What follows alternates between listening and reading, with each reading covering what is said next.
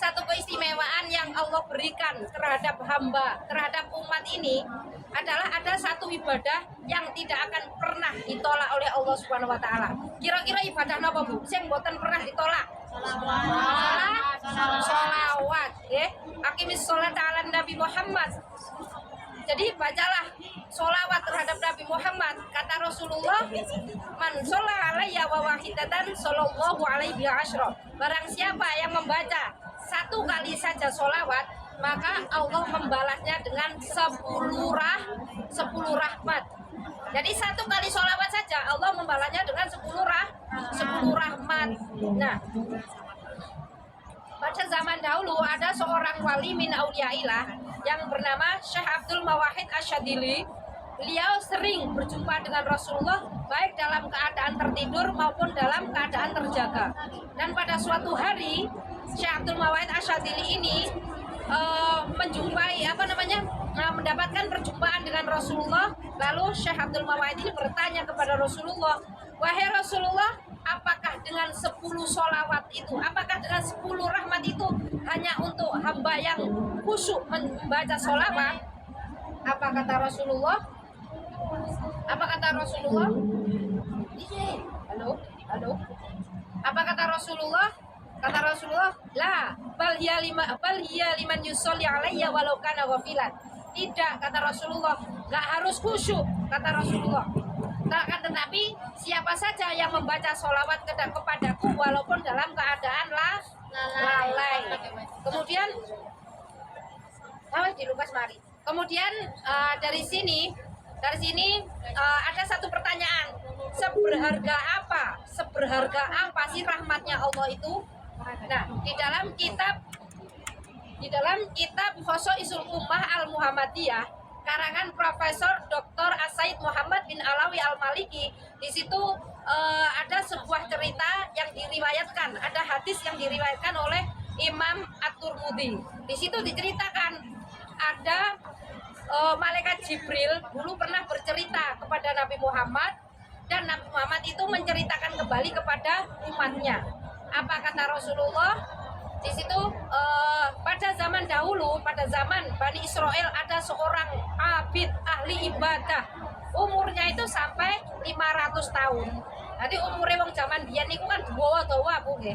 Cuman umure mate Kanjeng Nabi niki sing pendek-pendek nggih. Lah, pada zaman dahulu itu seorang abid tersebut berada di tengah-tengah pulau, dan pulau tersebut berada di tengah-tengah samudra, dan satu hamba tersebut ibadah khusyuk sekali tanpa ibadah dengan kualitas dan kuantitas yang luar biasa selama 500 tahun. Jadi ibadah ini khusyuk. Saking khusyuknya Allah itu memberikan karomah terhadap hamba tersebut. Karomahnya apa? Allah memberikan kan di situ dikelilingi oleh air asin ya. Di situ ada satu mata air yang jernih. Kemudian bukan itu saja, Allah juga menumbuhkan pohon delima. Kemudian si abid ini di malam hari bisa meminum air tersebut dan memakan buah delima tersebut. Lalu siangnya berpuasa, malamnya ibadah, siang puasa, terus sampai 500 tahun. Hingga akhirnya seorang abid ini meninggal dalam keadaan bersujud. Lalu Allah Subhanahu wa taala membangkitkan seorang hamba ini di hari pembalasan, di hari hisab, yaumul hisab. Seorang abid ini dibangkitkan, lalu Allah menyuruh kepada para malaikatnya, wahai malaikatku, bawalah hambaku ini ke dalam surgaku dengan rahmatku. Lalu hamba ini protes, ya Rabb, bal bi ibadati ya Rabb, ya Rabb, tapi dengan ibadahku, jangan dengan rahmatmu. Capek aku ibadah 500 tahun, kalau ternyata aku masuk surga karena rahmatmu bukan karena ibadahku. Lalu apa kata Allah? Baiklah, kalau begitu ibadahmu harus ditimbang dulu, kata Allah. Lalu Allah menyuruh malaikat tersebut untuk menaruh ibadah hamba tersebut selama 500 tahun, ditaruh dalam satu sisi timbangan. Ditaruh di sisi timbangan tersebut berat, jelas berat. Soalnya ibadah 500 tahun dengan khusyuk, dengan kualitas dan kuantitas yang luar biasa. Berat ya. Lalu Allah memerintahkan kepada salah satu malaikatnya, wahai malaikat, ambillah satu saja mata dari orang tersebut. Lalu misalnya di sini itu ibadah ibadah ditaruh di sini, terus matanya itu ditaruh sini, satu mata ditaruh sini, tiba-tiba apa, ibadah yang 500 tahun itu tiba-tiba seperti ini, seperti kapas ringan dibandingkan dengan batu 1 ton. Jadi ringan. Apa kata Allah?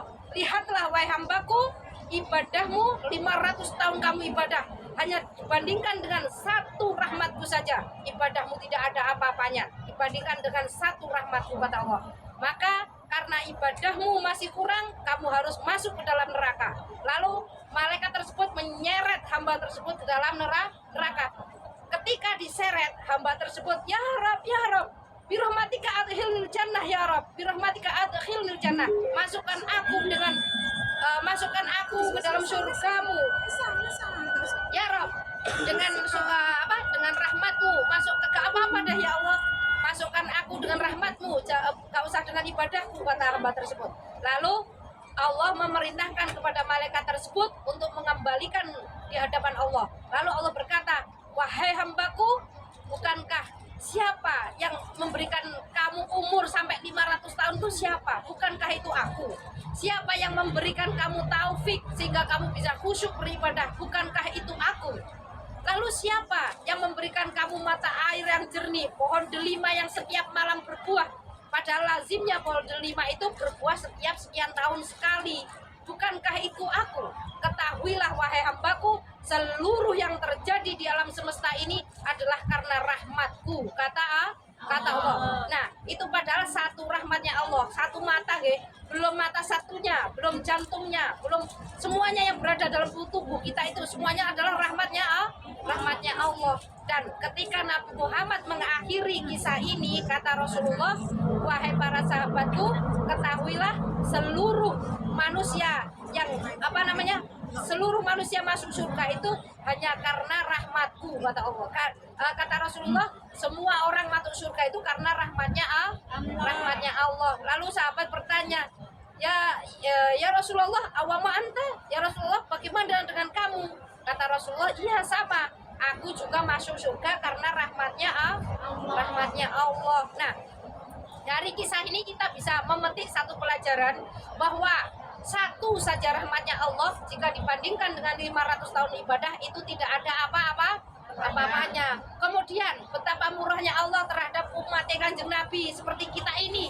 Allah memberikan 10 rahmat, bukan satu rahmat, 10 rahmat hanya dengan kita membaca 1 kali sholawat. Bagaimana kalau kita membaca 100 kali? Bagaimana kalau membaca 1000 kali, 10.000 kali dalam sehari?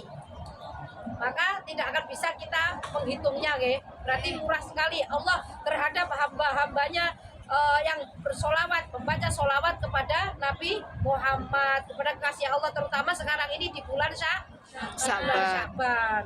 Nah, saya rasa cukup sekian tausiah singkat ini dari saya. Apabila ada kekurangannya itu datangnya dari saya sendiri, karena saya bukan siapa-siapa, saya tempatnya salah dan lupa, manusia biasa. Tapi kalau ada baiknya itu datangnya dari Allah Subhanahu wa taala. Dan sekian saya akhiri, usikum wa nafsi bitaqullah. Wassalamualaikum warahmatullahi wabarakatuh.